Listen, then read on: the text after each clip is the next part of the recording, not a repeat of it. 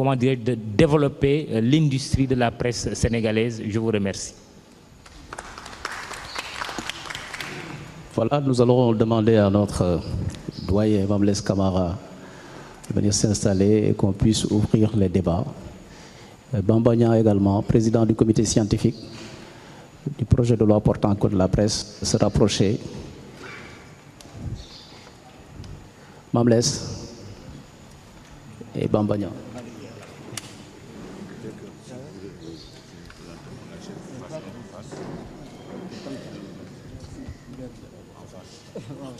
Mesdames et messieurs, bonsoir. Je suis content que Mamoudou m'ait présenté tout à l'heure comme un produit de la RTS. Je crois que c'est ma véritable identité professionnelle et je suis content que cette maison soit aussi dignement représentée ici. Notre conférencier, Makhtar Sylla, est également un produit de la RTS. Il n'y est pas entré par le sommet de l'entonnoir, il a été agent de la RTS, présentateur d'édition du journal de la RTS, vaguement commercial, très efficace, on a fait une foire ensemble, n'est-ce pas? Mais c'est un garçon qui a toujours été très entreprenant, que je vois encore qui gravit les escaliers pour aller au journal Parler 4 à 4, pressé mais cohérent, bien organisé, comme nous allons le voir tout à l'heure avec la présentation de son CV. Je voudrais quand même que vous me laissiez un peu l'occasion d'abuser de ma fonction de modérateur, parce que tout à l'heure, je vais limiter beaucoup le temps des autres, et ce temps que je limite, je me l'octroie, pour pouvoir un peu dire ma joie d'être désigné comme modérateur de cette conférence, pour deux raisons. L'importance de l'événement, les 10 ans du groupe Futur Média, mais également pour la personnalité du conférencier.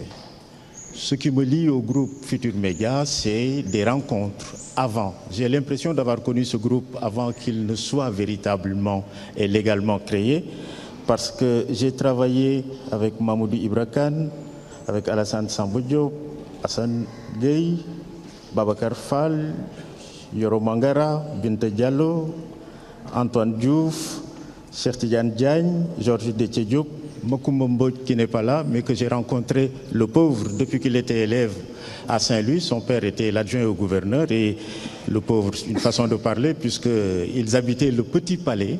Hein, c'était donc une sorte de petit prince qui, quand il revenait de l'école, passait à la station de Radio Saint-Louis où j'étais affecté. Et il s'intéressait tellement aux médias que je ne cessais de lui répéter « Samarak Bouchidougou ». Ça n'a pas servi à grand-chose puisqu'il est aujourd'hui journaliste, mais quel journaliste? C'est un garçon qu'on gagnerait à mieux connaître. À titre d'exemple, c'est le seul Sénégalais que je sache qui ait été journaliste à Santiago du Chili. C'est de là-bas qu'il est parti pour venir ici. Alors, l'importance du thème également me semble très stimulant. Le projet de code est d'ailleurs assez révélateur à ce sujet. Dès la page 11 du document dont vous disposez et à l'article 13, le problème du financement est attaqué. Et c'est seulement à la page 37, article 184, que l'on définit ce que c'est qu'un journaliste ou un technicien de la communication sociale. Donc, c'est un document qui prend totalement en charge l'importance de ce thème. Et la semaine dernière, j'étais à Ouagadougou avec mon jeune frère Mamoudou Ibra Kane. C'était pour participer à un atelier sous-régional avec les propriétaires et les gestionnaires de médias privés. Et la question centrale était celle du leadership, de ce qu'il représente dans la société. Et j'étais également avec mon ami, mon jeune frère Madiambal Diagne, qui a été d'un très grand apport, puisque son parcours en tant que patron de presse, en tant que quelqu'un qui va chercher des financements, nous a été d'un grand apport.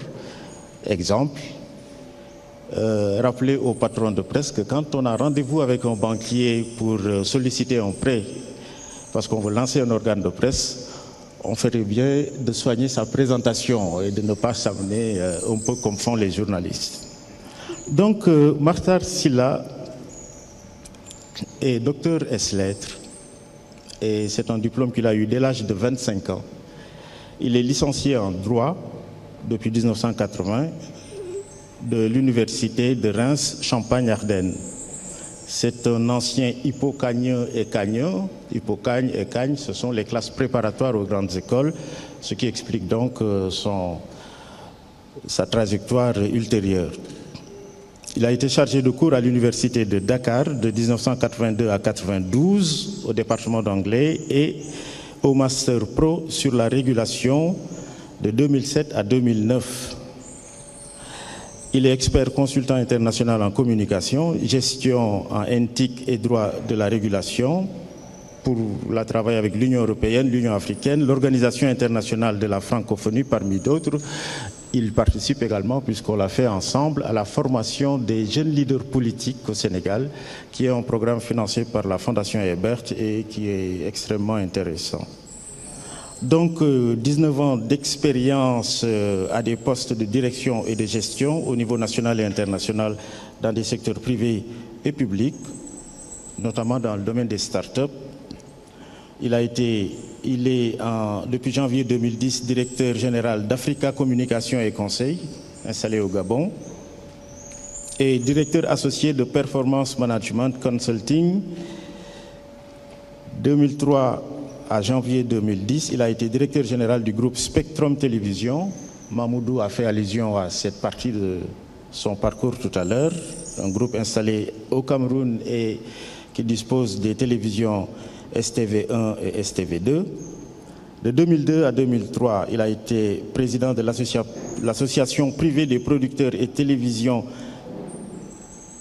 d'Afrique, membre du CA de l'Institut Panos, PCA de West Africa Democracy Radio, développement et co-gouvernance. Il est de 2001 à 2002 directeur général de la radio-télévision sénégalaise. Mamoudou en a dit un mot tout à l'heure également, mais je tiens encore une fois à préciser qu'il ne s'agit pas d'une vision seulement du sommet de la pyramide. Il a aussi eu à connaître la solitude des studios, à se faire enfermer, n'est-ce pas, là-dedans, avec un technicien en face. Auparavant, il a été directeur régional d'Africa Online, le leader africain de Internet, directeur général et vice-président de World Space Africa. Beaucoup de radios au Sénégal ont utilisé les services de cette structure.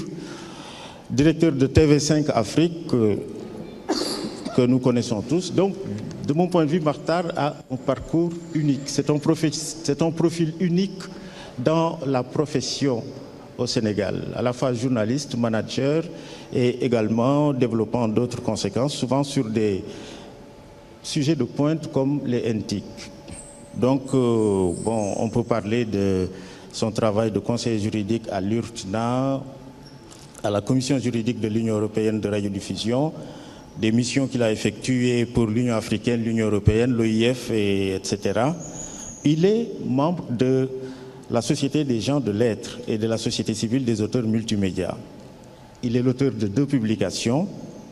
La plus récente, en mai 2008, Le pluralisme télévisuel en Afrique de l'Ouest, état des lieux et perspectives de renforcement, publié par l'Institut Panos. Et peut-être l'ouvrage pour lequel tu as été le plus connu, parce que c'était à la fois un titre de défi et de défiance, Le paria du village planétaire ou l'Afrique à l'heure de la télévision mondiale. Voilà donc l'homme qui va tout de suite prendre la parole pour nous introduire sur un sujet concernant le financement des organes de presse. Makhtar, tu as la parole. Okay. Merci beaucoup, Mamles. Je voudrais, chacun à vos noms et qualités, vous dire salam alaikum.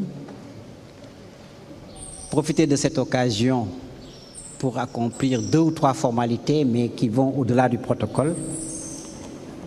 La première, c'est féliciter le groupe Futur Média, qui a réussi en 10 ans, et je sais que ce n'est pas facile dans le contexte sénégalais, à construire un véritable outil qui offre des opportunités aux Sénégalais, quels qu'ils soient, auditeurs, téléspectateurs, simples citoyens, qui offre des potentialités aux professionnels du métier, en créant des emplois et de la plus-value, qui offre des opportunités à l'État parce qu'au-delà du caractère privé accomplissant fondamentalement à de très forts moments des missions de service public, mais également qui offre un certain nombre d'opportunités aux annonceurs, à l'économie et au développement de ce pays.